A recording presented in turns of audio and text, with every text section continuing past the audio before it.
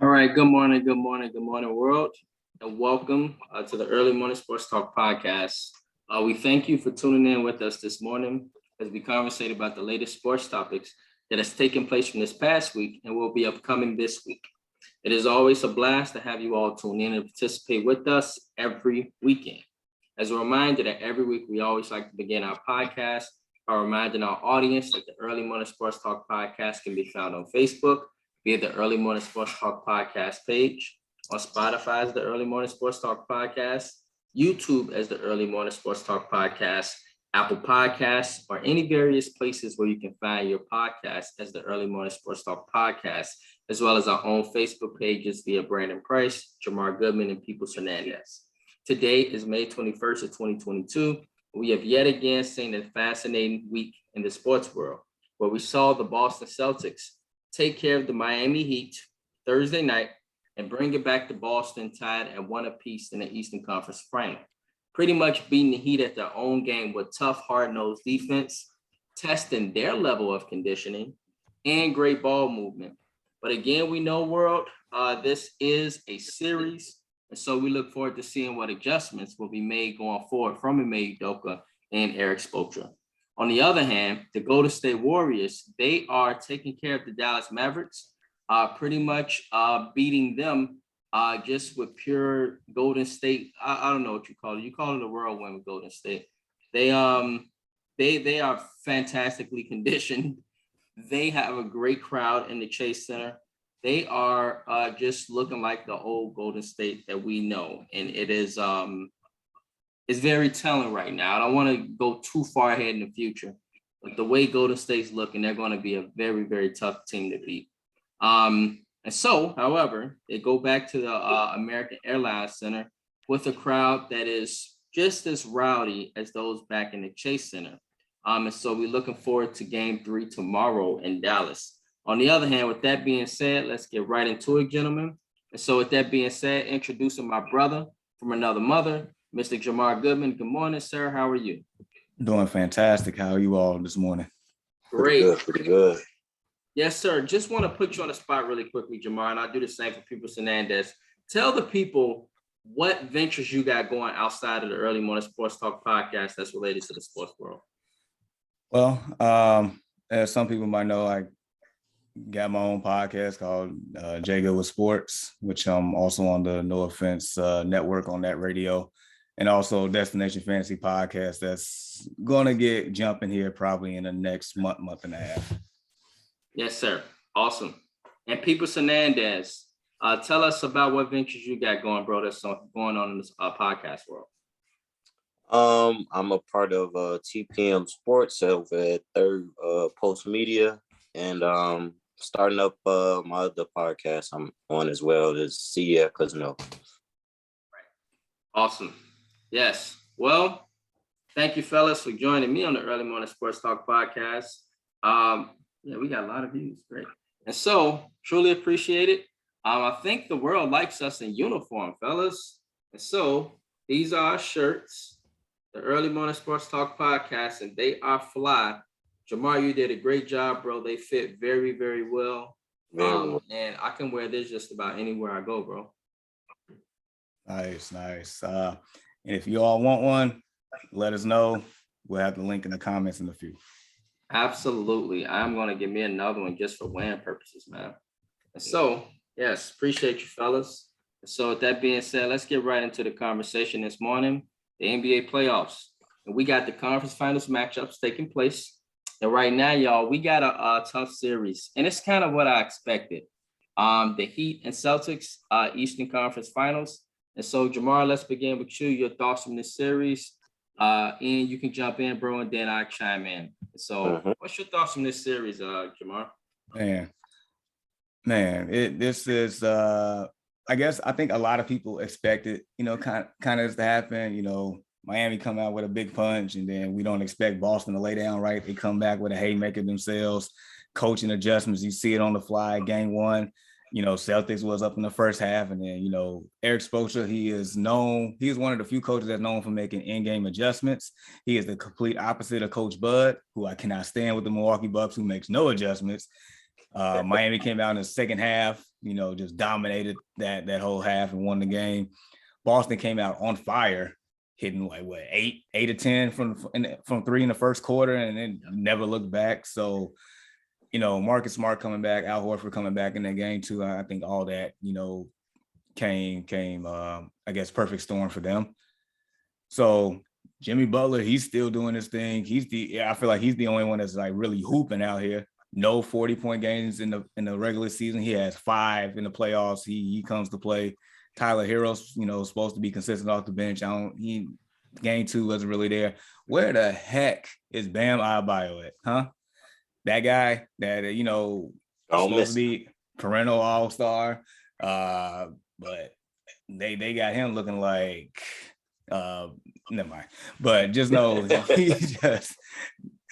got to show up. Where's the rest of that Heat team? Where's the Heat culture at? Like, I expect them to bounce back. I don't expect them to get blown out, but in order for the Heat to win this series, like, it just can't be Jimmy Butler and we are the Temptations out here. It can't be David Ruffin. So he got to come out here and do something. The rest of the team needs help. And your thoughts, bro? I completely agree. Jimmy Butler, man, he come to ball, man. I always say I'm not the biggest Jimmy Butler fan, but got to tip my hat, man. He's been coming to play all playoffs. Dropped 41 in game 1. But then, Boston's a great team, man. They've been playing probably the best basketball since January. They come back the same next game, and it was on fire.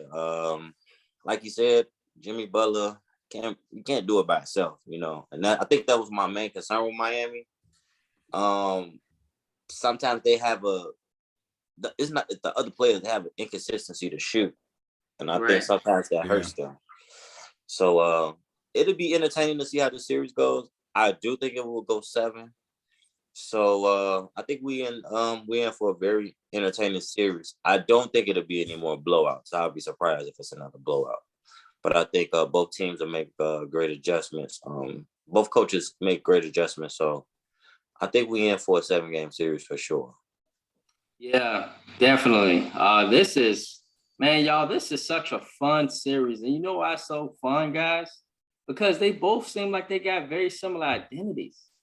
Yeah. They are not built just off offense. These teams are built to defend you, to show that they're well-conditioned, and to beat you in the game that will be rugged, that will be hard-nosed, and that will be a tough basketball game, but will not be an easy victory over either one of these teams. These guys, you look at Jimmy Butler's body, fellas, and just see how well-conditioned he is. You look at Bam Adebayo's body and see how well-conditioned he is. Heat culture. The Heat culture alone. I feel sorry for him, Jamal. They look like they do sprints all the time.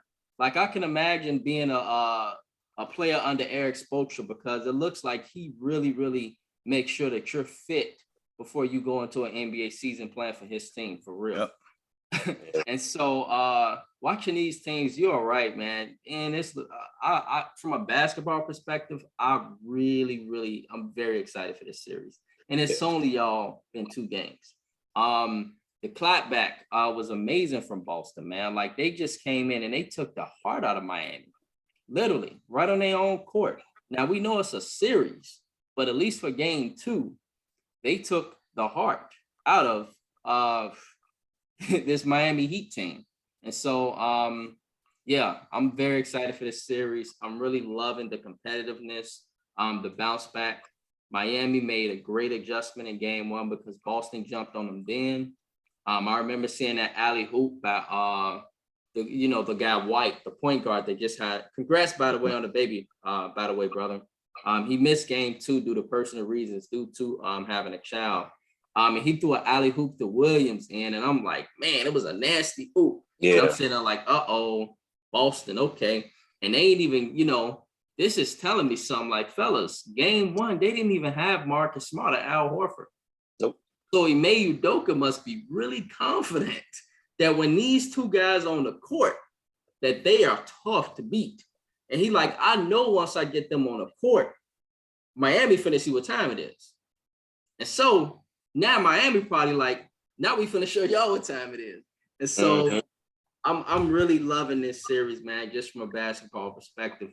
World, what do y'all think? Are y'all excited for this series? Like, Dwayne Hawkins stayed Miami in 7. I'm there. I got Miami in 7, but Boston, I swear, can win in 7. He's a Heat fan, so take that with a grain of salt. Okay. Marcus Smart did something dumb though, because he stayed in the game trying to chase a triple-double. We don't like that little Mountain Dew head bastard. And I really like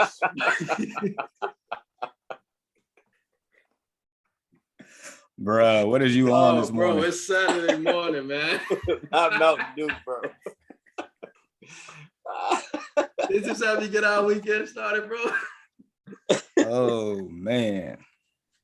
All right, y'all, let me finish the comment. So Marcus Smart did something dumb though, because he stayed in the game trying to chase a triple-double. We don't like that little mountain head, dew head bastard. And I really like Smart, man. He's one of my favorite underrated players. Wow, that was really a great take, Dwayne. Trying to chase a triple-double. We don't like that little mountain head, dew head bastard. Wow. So yeah, man. Obviously you got some real beef with Marcus Smart, man. You kind of feel like how we feel about Aaron Rodgers, man. So yeah, this is funny. And so yeah, man. This is wild. That's funny, man. And so Jamar, who do you got for the series, man? You got Miami or Boston? I think if I'm not mistaken, the other day, on the poll, because it was a poll that you put out there for the winner. did I think I picked the Heat. I think I picked the Heat in 7. Okay. I picked the Heat. I picked the Heat in 7. But Ann, I think you might be otherwise because you've been rolling with Boston. Yeah, man, Miami look so strong. Like I said, they look like similar to that team in 2020, the bubble year. But right. I got Boston in 7. I think Boston will get it done. And why Boston? What do you like about Boston? Because I like this team a lot. Bro, like when Al Horford's hitting his shots, scared. And Patrick Williams too. Yeah. And then they can go down and lock in on you on defense. I'm here to say this right now, Jamar, and whoever Golden State, because I'm sorry, I don't believe Dallas is beating Golden State. No. Whoever Golden State plays in the NBA Finals, I think that's going to be a matchup for the ages, y'all. Yeah. I think Golden State's cruising now, but they're going to run into a wall. Now, I don't know. I'm not giving out my finals pick now, but I think they're going to run into a wall because Miami and Boston are so tough on defense and so hard-nosed, and they can score so many points if they want to. It just depends. So, man, Boston, I don't blame you, man. I let you know, and my wife is with you. She watches the games with me sometimes, and she's like, Boston, the real deal. Y'all sleeping. Yeah, I think, they just turned it around since early in the year. Locked in on defense. Statistically, they're the best defensive team in the league. Got the defensive player of the year. Jason Tatum's an upcoming superstar, and it's kind of seemed like he's turning that corner. Yeah. The other role players they've been coming to play, like Grant Williams consistently, Marcus Smart, Al Horford. Al Horford has been really big for them this playoff. He looks pretty hungry. It would be nice to see him get a ring, or make it, or even make it to the finals. I could say the same for Miami, but I do think Boston is more consistent than Miami. Right. As a team. Right. Yep. And once they get cooking, once that pot get to cooking and that stew get to cooking, they get to cooking. Mm-hmm. Absolute sure, man. Yes. All right, fellas. Let's now transition to another question. Jamar, you asked this on the page earlier this week. You asked, is Miami, or no, it's Jimmy Butler. Can can he be the best player on a championship team? And so when we say championship team, just to confirm, Jamal, you talking about a team that could win the NBA Finals, correct? Correct. Yes. And so where are you with that, bro? I mean, at this point, it seems like outside of Golden State, the other team, well, never mind. Like you mentioned earlier, the Heat and the Celtics, like their identities are pretty similar. Their DNA is a little similar, maybe a little different on the offensive end, but all in all, you know, they have tough nose, hard nose defense or whatnot. And as we know, that wins championships. I mean, the Heat has been the most consistent team in the Eastern Conference all year. The reason why they're the number one seed.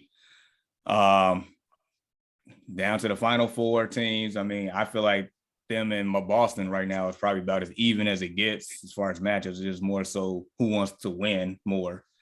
Bunch of dogs on each team. And so, I mean, the Heat, as of right now, I mean, they're good enough to win it all. So, I mean, kind of just made me ask that question because I feel like it's a good question at this point. Like, basically what I'm asking is, do you believe in the Miami Heat to win it all? Do they have a legit chance of winning it all? Because, I mean, if they do win it all, I mean, he is head and shoulders the best player on that team by far. Right. And so are you asking me? I think I seen your response. I am curious because I think you said you was on the fence on that one. Yes, I was, bro. I feel like with Jimmy Butler, fellas, like I feel like he's a great player. I really do. I love Jimmy Butler. He from Chicago. I saw him downtown one time, y'all. He was in a real nice truck, man, with a real nice woman. Somewhere like over like right near the East Bank Club in Jamal, like downtown in that part of downtown, like on the west side. And so he rolled past, had his window down. It was early in the morning, like 7 in the morning on Saturday morning. So I'm like, yeah, that's Jimmy Butler, man. I tried to get a picture. He just kept driving. I'm like, forget you then. And so on the other hand, yeah, it was good to see him. Yeah, man, all the celebrities run for me, man. Like, at least outside of Jason Weaver and Tiffany from The Shot. But I ran into a lot of Bears players. They was running. I'm like, what y'all running for? Like, I want a picture, man. Like, Darnell Mooney was running from me in the tunnel, y'all. I swear he was like just running from me. I'm like, man, bro, like you can't give me a picture. He's like, no, bro, I gotta go. And so I guess he had to go with security. And so on the other hand, man, to answer the question, Jimmy Butler, he's nice, Jamar, but I just feel like he's like a great second option.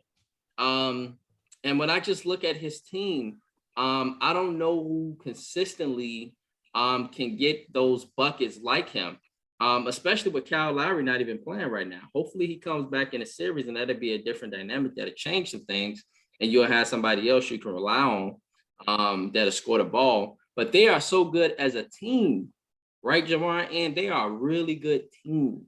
And they have fantastic ball movement. And so even with Jimmy Butler being on the team, it's like it really doesn't matter about this big three era crap because they can beat you with so many different players, especially if they hit their shots. That's all that matters for Miami. If Miami hit their shots, they win. And so can he be the best player on a championship team that win the finals? The reason why I say no, Jamar, and I'm on the fence is because you got Golden States right there. You got teams that they would have to play in the finals. And I don't know if they can get over the top against those teams because they got multiple options, y'all. Miami don't have true multiple options. I see with Golden State, you got at least 3 guys that can get you a bucket at any time, and Clay, Steph, and Jordan Poole. On the other hand, with Miami, Jimmy Butler, if you got Kyle Lowry, yes. You know, yeah. And so I think with Jimmy Butler, here's the ceiling, fellas. I think it could be the finals or it could be the conference finals, not winning the NBA finals. Yeah. And so that's where I'm at with Butler. I do think, however, he's great for a deep playoff run. He'll get that business in the playoffs. I don't know about winning the finals, but I think Ian agrees because I think he picked no on that survey. Yeah, I mean, I look at Jimmy Butler as he's like a second tier player, but he's right there getting to that first tier. I just feel like it's always something missing. Like he's one of those players that he's not the best shooter, but he shoots pretty good. He doesn't have the best handle or one of the best handles in the league, but he can get past you. He can dribble. He can defend. Great leader, but it just seemed like it's just something missing. Maybe he's not as clutch, but I have seen him hit clutch shots though. I can't say I haven't seen him hit clutch shots. Man, it just seemed like it's something missing from him. But I mean, we've seen him perform great enough in the finals. I think he had 40-point game in the finals. 2 years ago? Yeah, he was going back to back with LeBron. Yeah, he was impressing me during that time, and he was playing like that again. So, but my only knock on Jimmy Butler is, he'll give me a 40-point game, almost a triple double. You'd be like, wow, Jimmy Butler, he looks like he's like a superstar. Like, why didn't he do this in Chicago? But then the next game, we'll have Jimmy Butler. He'll give me 15 or 20, but it won't be like a meaningful 15 or 20 points. Like, they got blew out the other night. He had like 20-something points, but it didn't really mean nothing. That could be from, his other teammates, not showing up and stepping up, but that probably would be my only knock on Jimmy Butler. He's been known to, have those games. We've seen him in Chicago. He's had 50-point games, We'd be like, wow, is Jimmy Butler going to be our superstar? He's going to be our number one player? And next game, Jimmy Butler come out, he'll give us 15 and, it'll just be a regular game, or even if he give us that. So, great player. I do think he's a second tier player, but do I think he could be the best team on this Miami Heat team if they won the finals? Because like Jamar said, I don't know what Bam Adebayo's been. As of right now, he's just been out there just screaming. Kyle Lowry's been hurt. Tyler Hero, he'll have one game, he'll shoot like Steph Curry, and then next game he'll give you 9 points off the bench. So he ain't really that's why he come off the bench. Yep.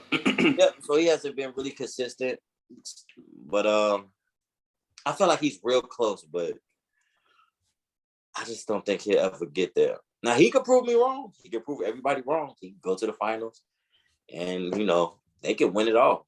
This is a good opportunity for them. Yeah, I think this is his year to prove everybody wrong. He could. Best opportunities. Yeah, you should check the comments, man. It's kind of like on fire right now. Oh, really? But in my opinion, oh wow. I see those comments. Jamar, can you read them for us, bro? All right, so let's see. Dwayne, this is a lot from our buddy Dwayne. He said we can go get Rudy Gobert. Rudy Yogurt. Gobert, and make him our center. Bam at the 4. Then he said, here comes Brandon Bayless. So I guess that Skip Bayless. We got Brandon Bayless here. And he said, second option. He said, but I also pointed out Miami is way more physical than the Warriors, though, and that would hurt the Warriors. I can see that.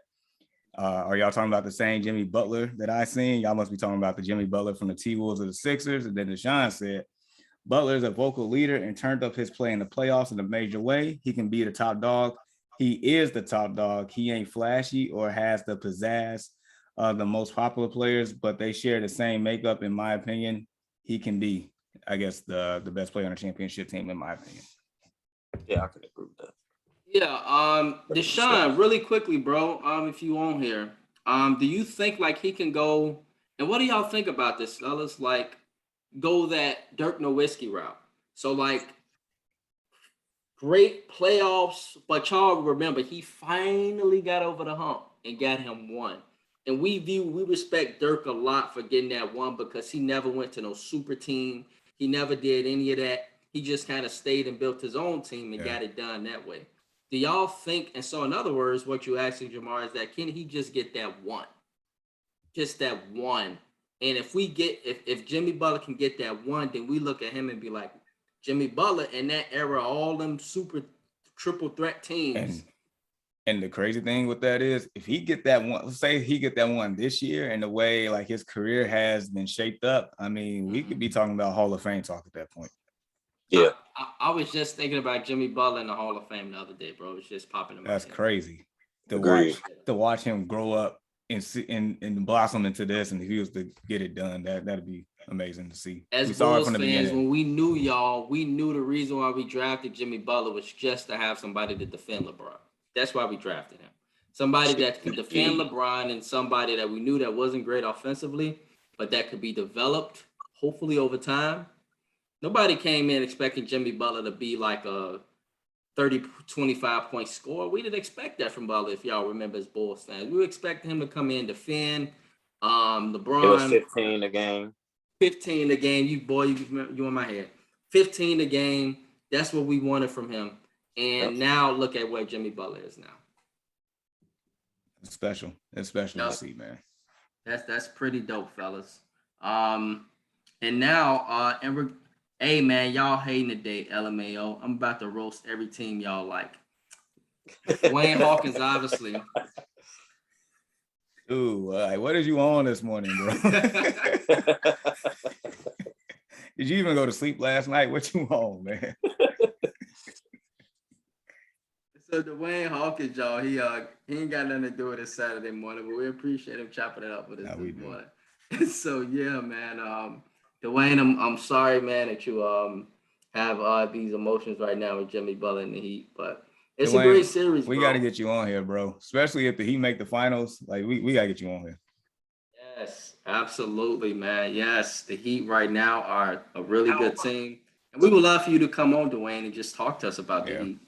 Your expectations, and so cool, man, cool.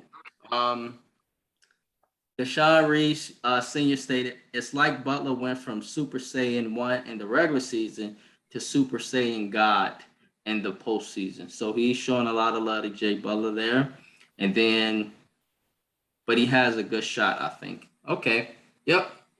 And so, very good question, Jamar. It sparked debate, bro.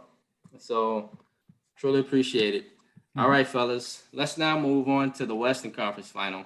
We got the Warriors and the Mavs. And Jamar, if you could, you know the scoop. You give us your thoughts, and you can chime in, and give us your pick for this series too. You know what's crazy? Like I turned on the game yesterday. I watched to probably about halftime. I'm sitting here like, okay. I actually went to sleep. So when I woke up and I saw what happened, I'm like, I'm sitting here, I'm thinking like, okay, well, I guess both teams in each series, both home teams gonna get smacked in the mouth in game 2. And I'm like, all right. But to wake up and see what happened, like, I'm like, it's like, how good is this Warriors team? And I guess more so how, I guess, lack of consistent help it is for Luka at the same time. So, like you mentioned before, like Brandon, Warriors have at least 3 guys that can go get you a bucket, right? We got 2 in the starting lineup, 1 off the bench. But when you have Looney out here getting, I believe, 21 and 12 or something like that, something ridiculous. That's insane. Wiggins still out here, playing with a lot of heart and intensity. He actually has the motor that a lot of us saw that he lacked, and Jimmy Butler pointed out during his days in the Timberwolves. Like, I'm starting to see like Andrew Wiggins actually playing with a sense of urgency here, like actually trying. And for somebody of his talent to actually start trying, that makes a big difference. And you got Porter coming off the bench with double digits. Man, it's just phenomenal. I mean, Luka does his thing. I think Brunson showed up as well. Bullock was hitting threes. They was actually starting to hit shots they was missing in game 1. But for like the rest of them to do nothing, like Finney Smith, he had 10 points, but like outside of that technical foul, I guess he didn't really do too much after that. Claver was in the game 33 minutes. He had like 4 points or something like that, if that. A brick show. Dinwiddie played a lot of minutes, didn't really do anything. It's like when Dinwiddie gets going off the bench, it kind of like makes things a lot easier. It's like at that point they have their own triple, like 3-headed monster type deal when Brunson, Luka, and Dinwiddie get going. They can like match somewhat of what the Warriors do on that. It's just more so everybody else contributing. And knowing that Luka's out there as a defensive liability, that does not help at all. So Yeah. if the Warriors are smart, I didn't necessarily see it all the way too much, but if they're smart, they would attack Luke on defense like Dallas did Chris Paul in the last series. If they're smart, I got the Warriors in 6. Yeah. So in other words, we're gonna go back to Dallas, and Dallas gonna have some momentum back in Dallas. Probably, if I tell you this much, Dallas better have some momentum, some anything. Otherwise, I mean, this series could be over quick. Just like the Phoenix. Phoenix was up 2-0. Like Dallas bounced back. If Dallas didn't bounce back, that series would probably been over quick too. So Yeah. Mm-hmm. Yep. Yeah. Yep. And Going into so I was recording last night and looked at the score going into they were losing by 20. And then I know Golden State made a run right before halftime, but they were still down, I think, 58-72. And I was like, well, Luka and those boys, they came out on fire. So I was like, well, looks like Golden State will lose this game. But then going into the third quarter, they made another run. They were down by 4. And then when I go into the third quarter, going to the fourth quarter, well, during the third quarter, they were down by like 4. I'm like, damn.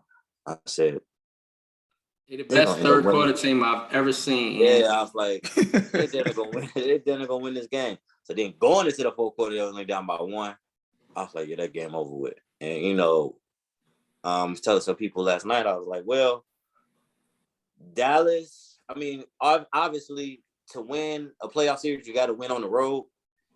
And that would have been great for them to get that win last night in Golden State. Yeah. That would have been great for them to still win. But I think them lose, they were up by 20 at one point. For them to lose that game like that, I think that probably hurt their confidence, especially with Steph putting them to sleep last night. Night. that was, I was like, wow. I said that had to hurt. So, man, I think in the beginning I had this series going 4-2, but I don't know. Losing that last night, we'll see how they come out in game 3.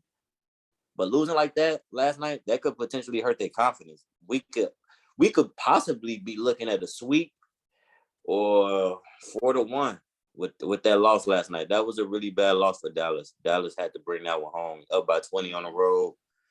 Yep.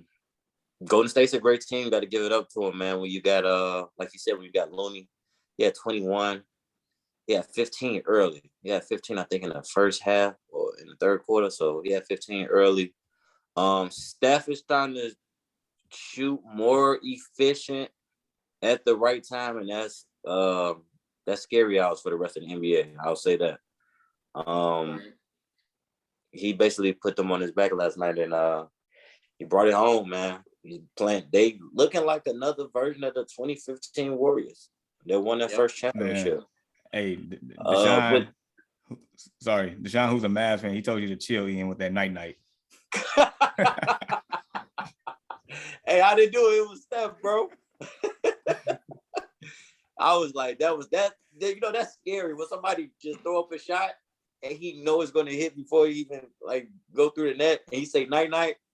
Man, that's God given, man. That's special, bro. I gotta see that clip. I didn't even see it. I gotta see that clip. Yeah, that's special, bro. We'll never see that. At the end of the game, it's like a minute and 5 seconds left. Yeah, that's crazy. But that hurt Dallas last night, man. And I think Dallas and a lot of teams that play Golden State. Granted, Golden State shoots a lot of threes, but if you look at the statistically, they don't shoot the most threes during the game. I think it's Dallas. I think it was Dallas or somebody else. Sometimes a lot of teams they play Golden State and they just shoot too many threes. They just shoot. Right. And they do that out of fear. They do that out of fear because of what they know Golden State's capable of and what they're gonna eventually do. Yeah, I feel like just play team ball, play what got you out there. You don't have to shoot as many threes. I feel like Golden State is just more efficient, obviously because they have, Steph Curry. He can shoot from anywhere. Klay Thompson, he can get hot at any minute, and things like that. Jordan Poole can get his own bucket. He can shoot. He got range too, but I don't know why teams play Golden State like that. They just get three happy and they just shoot. And they kind of shoot themselves out of a game. And we see it constantly. And, Steve Kerr made adjustments and they brought it home last night, man. That was a big win for Golden State. That hurt Dallas. That hurt Dallas for real. So hopefully they come out game 3 at home and kind of clean it up. But last night, before they won, I had Dallas 4-2, but I think I got not Dallas 4-2, Golden State 4-2, but I got Golden State 4-1, man. Golden State 4-1. Yeah. Man, in regards to the pick, I picked Golden State. I picked them in 5. That was before the series. But man, with Dallas, you are right, and they needed that game last night to take the wind out of Golden State. To take the wind out of the Chase Center. One thing you got to do with the Chase Center, man, or just with any Golden State crowd, whether it's the Oracle or the Chase Center, is you have to hit shots. It doesn't matter if it's a 2-pointer or a 3-pointer, just hit shots. That'll sit them down for a second, okay? But the thing about Golden State, and I think, guys, while y'all watch NBA, anybody that watched the NBA know that Golden State is one of the scariest teams to ever play in the history of basketball.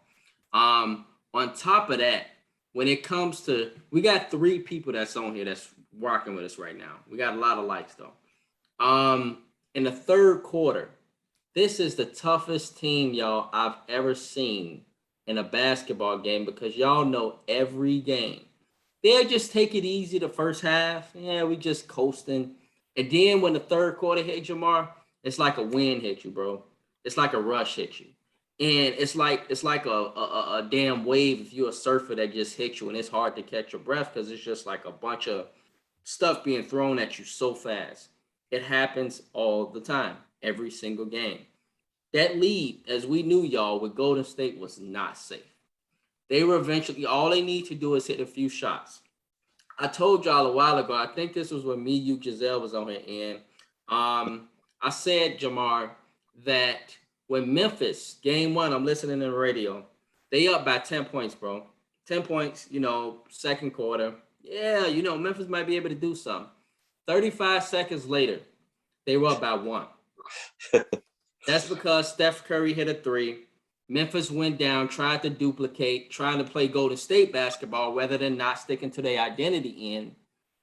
Came right back down, Jordan Poole, boom. The next one, Klay Thompson, boom. Just like that. So, 1-point game, just like that. So, a 20-point lead for Golden State is like a few damn jump shots for them.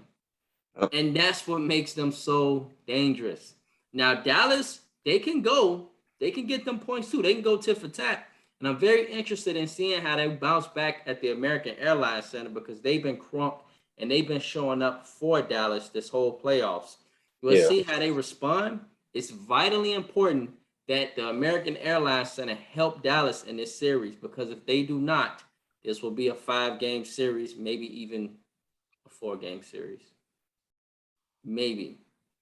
But Dallas got to show up game 3. You have to win game 3, Dallas. If you don't win game 3, we could be looking at a gentleman's sweep or possibly a sweep. Sweep. Yeah, agreed. Yep. Any other thoughts, Jamar, before we move on, bro? Not on my end. I think we hit basically everything on that one. Yeah, me too. All right, fellas. Just quickly, fellas, if we had to vote right now, who is the best scorer in the NBA for you? Who's that guy that can get his bucket at will, but is the best scorer in the NBA for you? In the playoffs or just in the NBA period?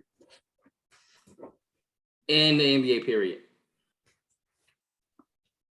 Oh, that's easy. Well, I could say a couple people, but I'll say Kevin Durant. Kevin Durant. Okay. Yeah, Kevin Durant. KD. Me, guess who I got? Cool. I got Giannis. Yeah, I can see that. Yeah. I got Giannis.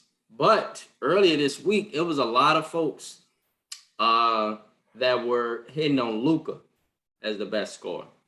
And I see they point. But Jamar, what do you think about that? Or I picked KD. I mean, the question was interesting. I guess it depends on what you're looking for and what you define as best scorer. On that one, to me, I just thought about the guy, like you said, get his bucket at will, and probably the guy that can score from anywhere about efficiently as possible. And that's why I arrived at KD. Yeah. right. Yeah. It's very interesting, man, because I feel like just as much as KD can get his bucket, Giannis can get his too. Absolutely. Yeah, for sure. You know, on the other hand, Luka, he got to work a little harder, but he's so crafty that he can get his bucket too. Yeah. Now I'll make a quick contrast here, fellas, because if y'all remember, I asked best offensive player, and so now I'm gonna hit y'all with that question because maybe there's a difference, and y'all can educate me because it could be right. Best offensive player versus best scorer. Is KD still the best offensive player in the NBA? See, with that, I would probably have to go somebody like Giannis. And the reason why I say that is because when I think of offensive, I don't think just scoring. I think about everything else that goes along with it. Right. And so he is a triple-double machine waiting to happen. I know a lot of rebounds on defense, but I'm just thinking about the assists, the domination, the double team he creates, just the whole shebang. That's if I was because we're splitting hairs, right? So that's where I'm going. Right. It was interesting, y'all. I put Steph Curry there. Nobody put Steph Curry. Interesting. Really? Nobody put Steph Curry. It was between Luka, KD, and that was it. Those are the two voters that received the votes. Giannis or Steph. Really? Yep. I feel like he gets not like overlooked, but more so he's not the shiny new toy anymore. Everybody want to, right. Like Luka, he's the prisoner of the moment type deal. Like, ooh, right. Luka, he looks so nice and he's young and blah blah blah but blah. He's been doing it though. So it's like, yeah, you're right, and I see your point, Jamar. But Steph has been doing this. Yes, big Steph Curry fan, and yeah, I don't know, it just narrative. What's the narrative? I feel like that's what a lot of people gravitate towards. That's a tough one. Offensive player. I'm gonna go out on a limb. If we talking everything on offense, I would have to say the old guy. I would say LeBron. Okay. Floor general, can get hot now in his career. Well, later on in his career, can get hot, can drive, can go downhill to the basket. IQ is on another level. You could say a lot of people, but I'll say LeBron. That was interesting. I would say about a year, maybe 2 ago, but I like that because he had a great year, by the way. He had a great year offensively. He's been great offensively his whole career outside of maybe the 3-point percentage. But, he outside of that, the man has been fantastic his entire 19-year career. This one is interesting, y'all. I think we should put this on the page and shop it a little bit. But it's a very interesting question, man. And so, Steph didn't receive any votes. I like Giannis. Right now, I guess I am a prisoner of the moment, Jamar, because right now, I guess, looking at the game right now, best offensive player for me is still Giannis. I fell for Luka almost after hearing like some of the arguments, but I'm like, I just know offensively, I'd rather go for a layup, and my percentages are higher for a layup than it is for a nice 3-point shot. That's comparing Giannis versus Luka. So that's why I went with Giannis. So it's a very good question, very interesting, fellas. And so we'll see how things happen. All right, fellas. We got to transition now to a basketball tragedy. This basketball tragedy you guys witnessed. This basketball tragedy happened in Phoenix. Lamar, you put a video out there earlier this week. There was people dancing in the hallway. They were having a great time. They were living their life. They were very well prepared for Game 7. I guess at that moment, though, Jamar, they didn't know the tragedy that would occur shortly thereafter. And so the world needs to know, Jamar and Ian, what happened? What happened in this game? What went wrong? And then lastly, fellas, where do the Phoenix Suns go from here? So, Jamar.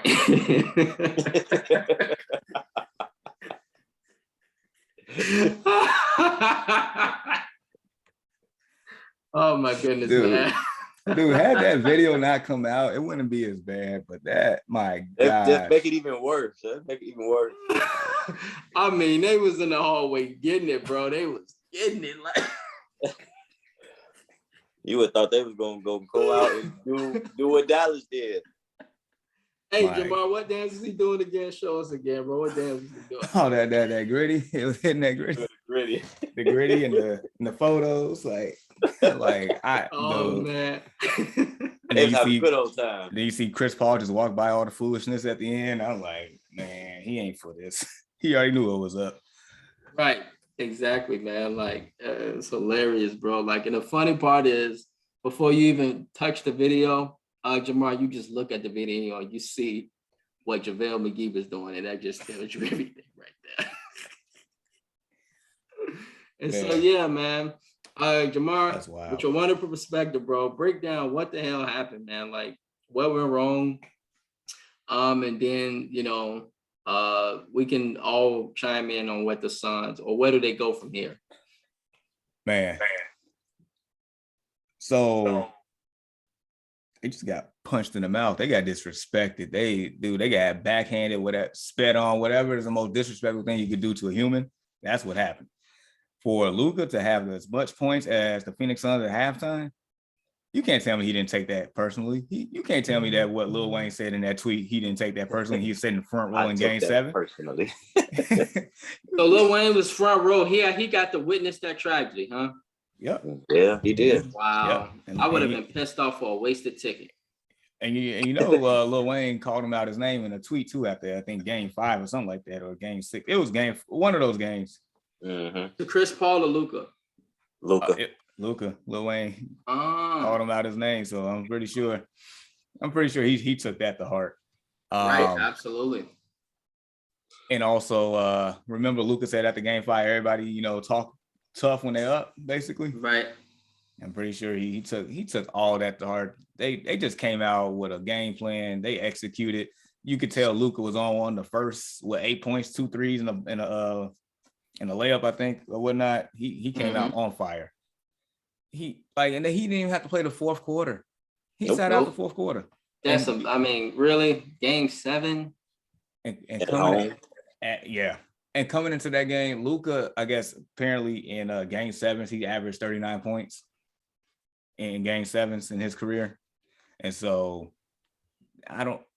apparently they wasn't prepared. I mean, evidence showing right before the game, but nevertheless, Dallas they felt disrespected. They handled business.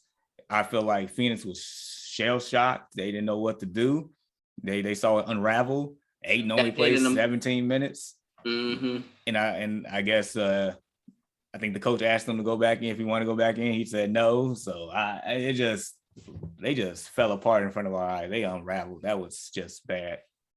And I remember I peeped a little bit of the show last week for a second and talking about the Kardashian curse. I mean, maybe that's part of it. I don't know. It just a lot. Maybe, man. Tell you, man, those athletes, Jamar, they get a hold. Them Kardashians get a hold of them athletes, and their careers just start tumbling. Ask Chris Humphries. Ask poor Chris Humphries, man, who was married to Kim Kardashian for a world record 2 months. Show you what type of woman she is. Blake Griffin chilling with Kim Kardashian, right? Devin Booker, poor Devin Booker. Just so bad. There was a number of people we named, Jamar, And one thing they all had in common is that their careers just kind of went a little bit downward once they got to dating them Kardashians and Jenners. And so you could also say AKA Kardashian curse. It's appropriate. It's definitely appropriate. So yeah, man, Phoenix, ooh wee. That's not a good look. You do not prep to win 64, 65 games. Right. Best record in the NBA. Yep. To purposely have home court advantage for game sevens in case you get to one. And lose like that. To get blown out by 40. You don't. That's no. Something don't smell right. Not a good look. Yep. All right. It was really bad, man. Yes, it really was. It was a basketball tragedy. And so, Jamar, like, where do things go from here, bro? Like, in order to maybe do they bounce back next year, or do they feel like they're missing something, like another score, like a Jordan Poole or like a Jordan Clarkson, like somebody that can get them some buckets, like a Eric Gordon. Like, you feel like they can use another score? Yeah, they could definitely do that, but I guess honestly, I don't know if their window is still as open as it, once looked about 2 weeks ago. I think that kind of went down the toilet, especially with the unknown certainty of DeAndre Ayton's future. I mean, you drafted the man #1 overall. You don't, extend him. So now you might lose him for nothing. I know he's a restricted free agent, but it's like, are you going to let him walk? Are you going to sign and trade for less parts? I mean, came in the same class with Luka and Trae Young. I understand that they drafted him based on need at the time and not actual best player. And I mean, they got to the NBA finals with it. So I guess it worked out, but at the same time, you're not paying him, and maybe rightfully so, because he's asking for max dollars and he didn't look like a max dollar type player to me. So whatever happens with that, that's going to be the tipping point, because let's be honest, without DeAndre Ayton, who was the most probably legitimate big man left at the time before they got put out, who would have created a matchup nightmare for everybody else had he played up to his potential. Like, without him, I don't know what they do. So that basically gonna let us know what team we gonna see next year, depending on what happens with that. Absolutely. Yes, sir. Yep. And bro, like, what happened? Or it's up to you to answer that, but then also, where do things go from here? I think Jamar pretty hit on the head what happened. They just think they showed up, and I wouldn't even say they wasn't prepared. They just showed up and got outplayed. And I think after they got down to a certain point, I think they just kind of gave up. I think they kind of knew that it was over. I think they kind of knew the run was over, sadly. That's embarrassing, man, to come best record in the NBA. Like Jamar said, and you got home court advantage for chances to go to a game 7 if you have to go to a game 7, and to get blown out almost by 50 points. Like, the crazy thing to me was that night, I remember me getting home. Well, I was at home watching the game, and I was like, yo, the game is going to be over at 9:00. And it just came on probably like, an hour and a half ago? Like, normally a game 7 on a game like that, maybe the game will go to 10:30. I'm like, yo, this game is over. It's like 9:30. It felt like it's 11:00 at night. I'm like, it's only 9. I'm like, if y'all came out here and y'all didn't even play. Like, both of the game 7s were blowouts. They were. It was crazy. So, where do they go from here? I don't think DeAndre Ayton's a max player. I don't think they want to give him the max either, to be honest. Right. I don't think they want, because I believe, I think it was some rumblings before the season or even during the season. Yep. They were going through the contract and whatever, and they couldn't come up on the agreement. So I don't think they really want to get him the max. I know they'll probably love to have him back, and I know DeAndre Ayton feel like he deserves the max, but I kind of look at it from the Phoenix Suns aspect. You know, what if they never got Chris Paul, or what if he wasn't there? Would he have played as good as he played during that time? Because before that, you could arguably say he might been a bust, or he probably would even still be there. So I don't think he's going to get the max. Somebody else probably would give him the max. God, right. I hope not the Bull. But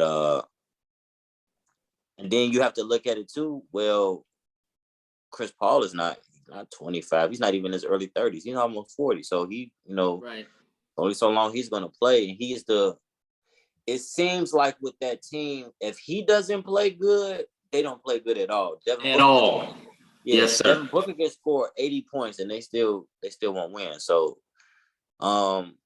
Chris Paul is the leading force in that team, but he's not in his prime like DeAndre Ayton and, Devin Booker.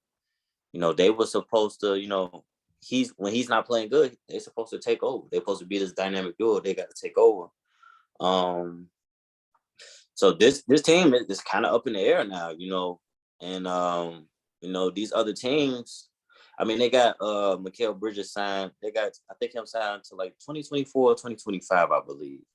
I was looking at. So this year, the only player they really have to worry about is DeAndre Ayton and I think one of the other bench players. But after a while, these other teams are going to start looking at Mikal Bridges. He was he was first team defense, I believe, this year. Yeah. Yep. First team defense. Cam Johnson, he's a great shooter off the bench.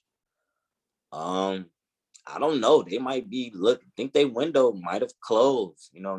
I had them go to the finals. Their window might have closed this year. So it'll be who knows? Who knows? Maybe like Jamar said, maybe they do a sign and trade with DeAndre Ayton, but what could they get for DeAndre Ayton? They'll need another big man. I mean, it's not really too many big men out there they could really trade for. I mean, I know they're not going to trade him for street clothes. Rudy Gobert, he'll. I mean, trading him for Rudy Gobert, that wouldn't really do anything. I don't know. That team is pretty much up in the air, man. We might look at Phoenix. They might come from number one in the West till next year. They might not even make the playoffs because their roster is up in the air with the DeAndre Ayton factor in. Chris Paul states that he's coming back, but I mean, he'll be what? I think he's 37 or 36 or 37. He started 37 in game 3 of the playoffs, and then he started playing like booty. So yeah, so I mean, he'll be 38 next year. I mean, right. Yep, in the playoffs. I mean, you can't invest your future in a 38-year-old. I mean, granted, the Lakers are doing it, but I mean, I don't suggest that they do it either. And that's my favorite player. So I don't know, man. Phoenix they up in the air, man. That's right. I just want to know, and like, could it be, y'all fellas, that Phoenix lucked up last year in the playoffs because of all the injuries? And that maybe they really probably weren't the team we thought they were in the first place. They just lucked up last year with a LeBron Lakers team that had AD that was injured. Kawhi Leonard Western Conference Final that he didn't play. You could say that. You can't buy it. You can say that for every. A lot of people felt the Clippers would have beat Phoenix if Kawhi played last year. But the fact is, the Suns won 65 games, so I can't buy that. Yeah. That's the thing. If they won like 40-some games this year, okay. But they won 65 and Head and Shoulders the best record in the NBA. So, no, they don't get an excuse for that. Yeah. I mean, you can say that for any championship team. I mean, you can say that for the Toronto Raptors a couple years ago. KD got hurt. Clay got hurt. LeBron don't make it to the playoffs. LeBron went out the East, and then the next year they go to the finals. So I mean, even with the Warriors that one year, Kyrie gets hurt, they win the finals. The next year they lose. So I mean, things happen like that every year. And like Jamar said, they came back they had a good year last year. They went to the finals. They came right back. Had the best record in the NBA. They just didn't get the job done, and now, I mean, they short window might be closing rapidly. So Right. Interesting, because it is some other teams that's coming up. The Memphis is. We kind of like what we saw from New Orleans last, the first round against Phoenix. Right. Minnesota's even coming up. Minnesota. Mm-hmm. Yeah. Yep. And so Clippers. Yeah. Clippers, they was hurt. Wait till they get fully. Yeah. So Right. I had to tell them. Yes. Good coach, had a pretty good year without both superstars. Yep. Oh yeah. Right. This is interesting, fellas. Really, for real. And so definitely y'all put some of me, y'all put me up on some. I'm gonna definitely be keeping an eye on that going forward for real. Yeah. What's good, Curtis? Good morning. So, all right, fellas, let's conclude with some baseball talk. We got to cover the MLB because that's what the Early Morning Sports Talk podcast that we cover most sports. And so, with that being said, fellas,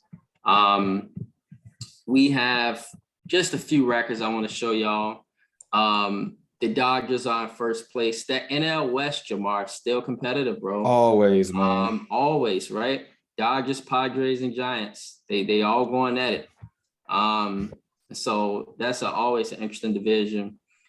Chris Ford's Cubs. Yikes. Unfortunately and sadly, fourth place in the NL Central.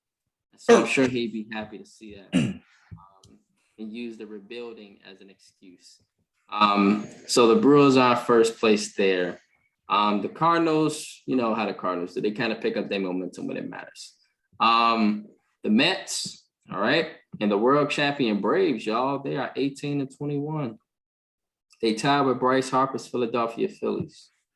On the other hand, the Yankees, look at the Yankees, yo. Yankees taking care of business this year. Yes, they are. Yeah, the Blue Best Jays. record in the league, right? Yep, the Blue Jays doing all right. The Devil Rays, they all right. The Twins, they first place in our division, but I feel like the Sox gonna catch them. I just don't know when, but I feel like they will catch them. Mainly because the AL Central is competitive. It's not as competitive as the NL West. Like the Sox are like they own that division. They got an ownership stake in the AL Central. I feel like, at least in the AL Central, not the playoffs. Hey, one step at a time, man. Hashtag trust the process. Baby steps, man. Baby steps. But hey, man, you know, they got a lock on the AL Central, man. And so they kind of been catching a little momentum lately, guys. Although they 5-5 these last 10, the Twins been 5-5 too, which tells you something. And so got the Twins right now, first place in that division. And then the Astros and the Angels. The Angels kind of been falling off a little lately, 4-6 the last 10, but they 24-17. And so, yeah, fellas, any surprise team thus far for y'all this season? My opinion. You say who? Ian?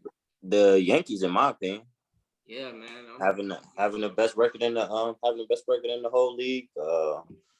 They 8-2 in their last 10.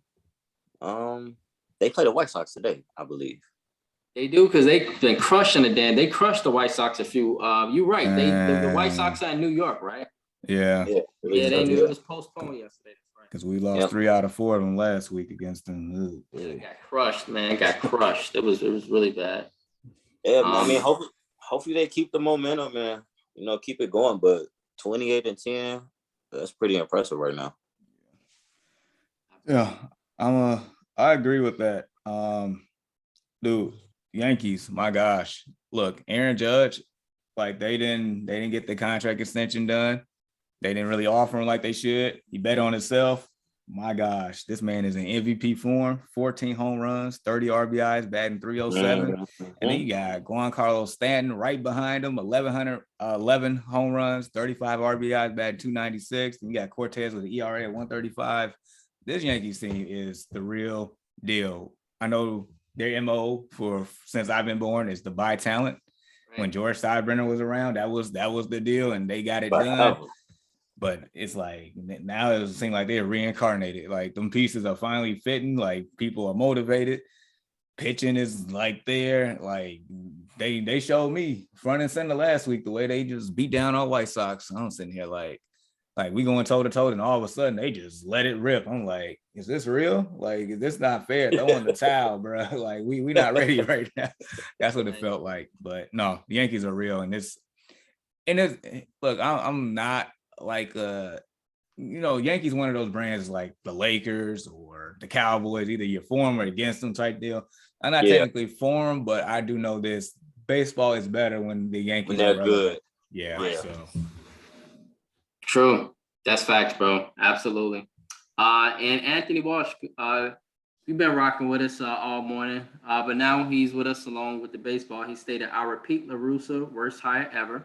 So he's with you, Jamar, on the La Russa hire. And I don't know if y'all guys been noticing, but it's been articles coming out about La Russa now. We kind of stated a while back. Yeah. He stated they don't own anything if they can't hit the ball. Anthony's definitely disagreeing with me. He's stating they don't own the AL Central if they can't hit the ball. True. And let's not get started on the bullpen. And that Ian, me and Jamar have been talking about the bullpen since last year. Yeah. Literally, since the beginning of last year. It's same problem, and it's now just repeated right into this season. And so, these are definitely issues with the Sox. And so we'll see. With the Sox, they had a pretty decent week outside of the Yankees, which they got manhandled. But, they had a decent series against the Royals and the Indians, the Guardians.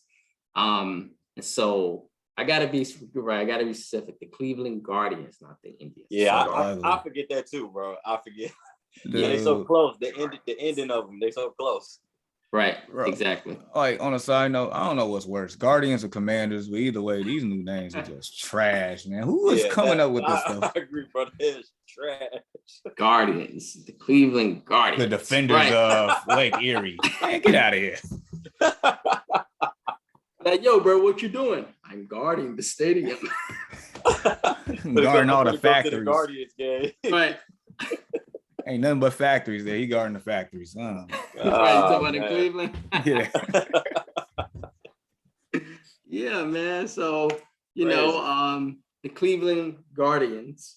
And so, but the White Sox, on the other hand, they, they're all right this season, 19-19, but we still got high expectations for our Sox. We know that they're better than 19-19. Yep. We know it. They'll be fine. So, hopefully they get clicking on the right cylinder at the right time. And so, fellas, I'm with y'all Yankees. So with that being said, fellas, y'all got any additional thoughts about baseball? I would say, I noticed you all talked about it last week too, the Angels. And, we I don't know how many times we got them, especially you, since you were the biggest Mike Trout fan there is, Brandon. I love me some Mike Trout. Man. So just the fact that they're, still relevant this couple months into the year. I mean, hey, I just want to see if they continue. That is all. That's all. Yeah, very interesting, man. And then lastly, the Mets are the real deal too. So thank you for pointing that out, because they're first place too. Mets, Mets and Yankees. It's a New York team. When they both good. Yeah. It's definitely good. We'll get there one day.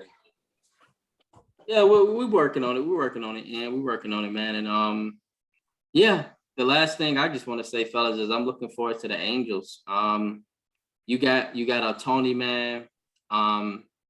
They got some other pitch outside of Ohtani that threw a no-hitter. Yeah.